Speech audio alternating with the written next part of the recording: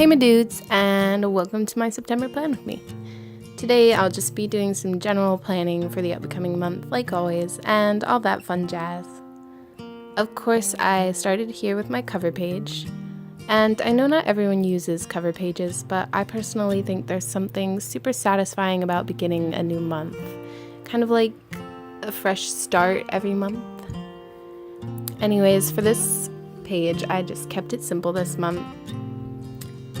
With a small calendar for an overview of the month ahead and just an easy design, which I actually changed after I filmed this video, but no one needs to know that.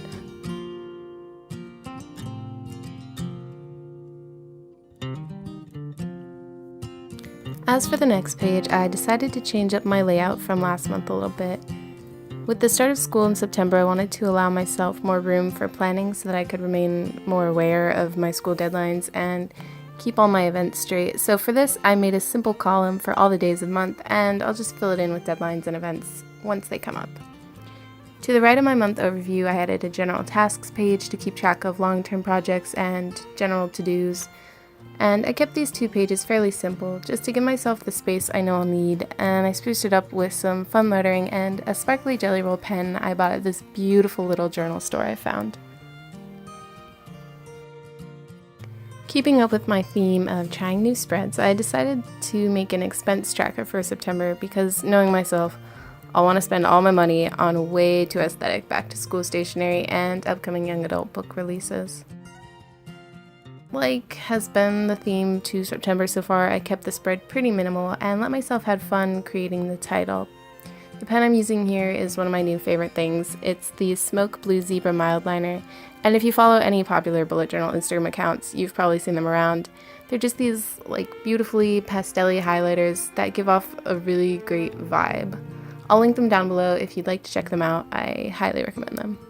Anyways, in my expense tracker, I drew columns for date, description, and the money I spent/earned, which I'll total at the end of the month, and I think this will prove to be a useful spread to keep my spending in check.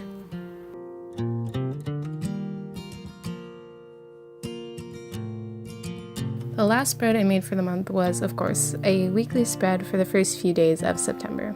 I printed out some classroomy photos from Pinterest and shuffled them around until I was satisfied with the layout, then took a few post-its and layered them with the photos to add a little bit of a solid color to counteract the busyness.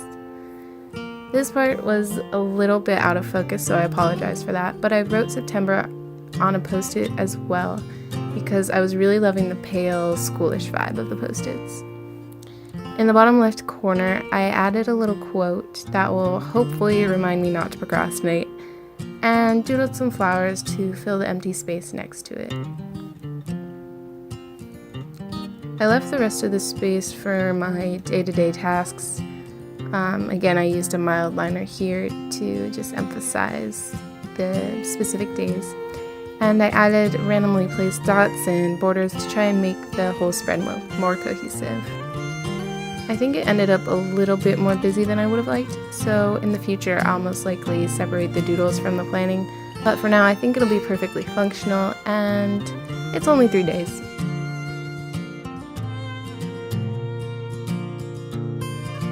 So that's all for September, and besides this, watch out for a few videos in the future, including tips on planning for school and some academic spreads, calligraphy, and hand lettering tutorials.